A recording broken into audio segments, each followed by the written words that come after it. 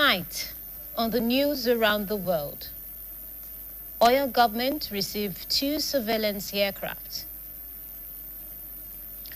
Court of Appeal nullifies judgment on ADC deregistration for other parties. Oil government reaffirms commitment to public accountability. 7.1 magnitude earthquake strikes Japan. Good evening and thank you for joining us on the news around the world. I am Adituke Olaleye.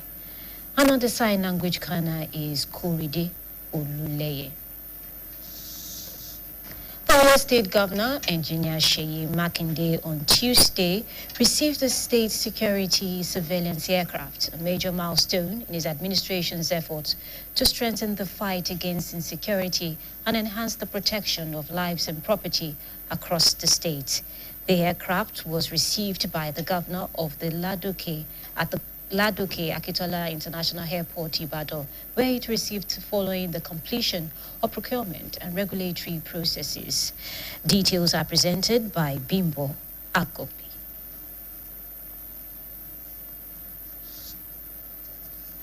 We will give you the full report shortly. President Tinubu has directed the armed forces, the Nigerian police force, and other security agencies to intensify operations in Kaduna State, apprehend those behind the Narundan village attack, rescue abducted victims, and restore peace.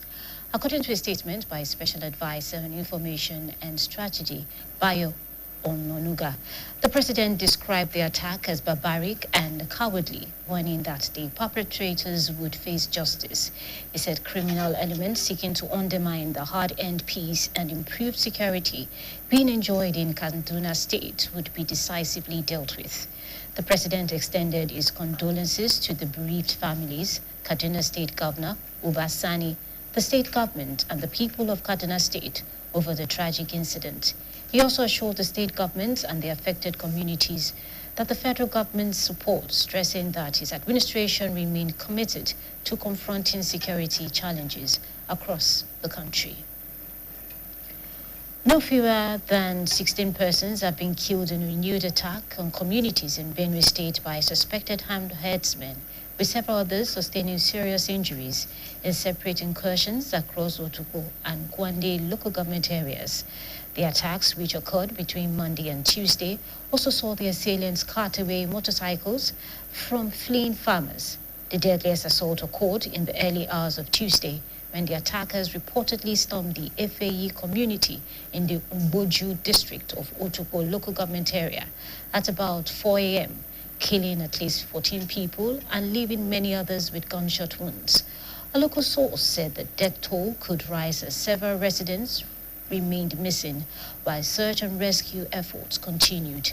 The chairman of Otukpo local government area, Mr. Maxwell Ogiri, confirmed the attack and said 14 bodies had so far been recovered, while many injured victims were receiving treatment. He expressed concern over the continued attacks despite the presence of security personnel in the area.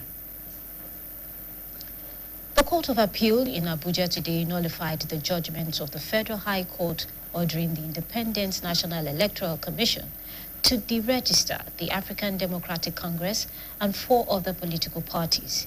In a unanimous judgment delivered by a 3-member panel of justices led by Justice Abba Mohammed, the appellate court held that the June 15th judgment of the Federal High Court was a nullity, having been delivered without jurisdiction. The appellate court held that the trial court wrongfully assumed jurisdiction and made the order of an incompetent suit filed by a non-juristic entity.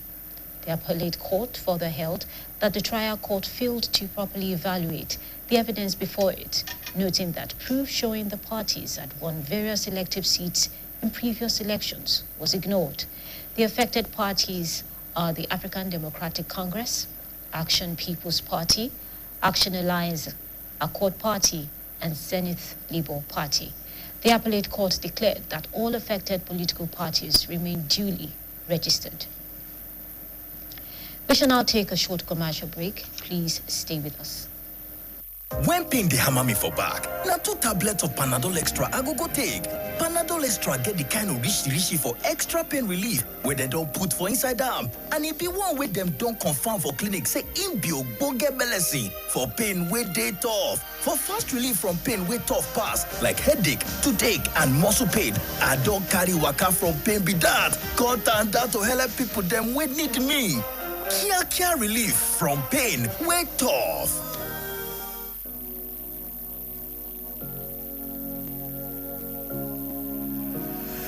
Tell them they go, but they wait for me. If you see the body, you go pray for me. I'm a cut on and move our body dangerously. You didn't make my heart go, body and soul. I still they go.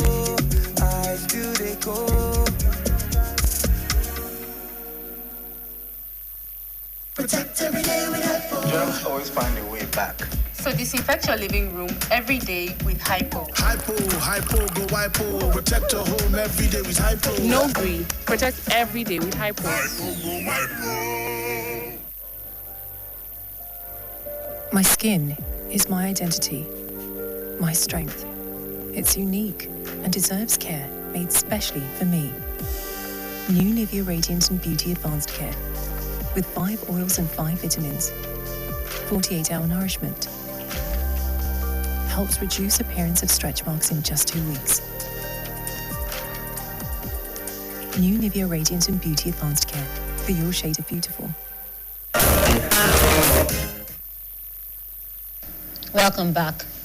The Oyo State government says it remains committed to accountability and transparency in the management of public funds, but insists that anti-corruption agencies must operate within the limits of the law. The Oyo State Commissioner for Justice and Attorney General, Barrister Abiodun Aikomo, stated this while featuring on the BCOS Current Affairs Yoruba program, Kutuai. Aman Bodi Akinjola monitored the program and files in the details as presented by Adibayo Abdurrafi. Tuesday's edition of the BCOS Live Current Affairs program, Kutuhai, examined the Federal High Court judgment restraining the Economic and Financial Crimes Commission, EFCC, from proceeding with its planned investigation into the finances of the Oyo State government. Speaking on the program, the Attorney General and Commissioner for Justice in Oyo State, Barrister Abiodun Aikomo, said the Nigerian Constitution clearly defines and limits the powers of public institutions. He stressed that while agencies such as the EFCC have statutory responsibilities, those powers must be exercised strictly in accordance with the Constitution and the rule of law. Everybody in government knows that you are accountable. Government is about accountability.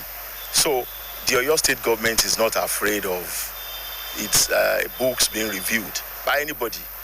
But what we were saying is that you cannot be breaking the law while trying to enforce the law. EFCC just made a blanket request for documents from the state government.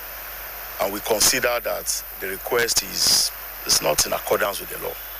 So we wrote to the EFCC to specify the documents they wanted, the specific allegations they were investigating, and we didn't get any response. So we went to court, and the court ruled in our favor to the effect that the request by EFCC was not in accordance with the law.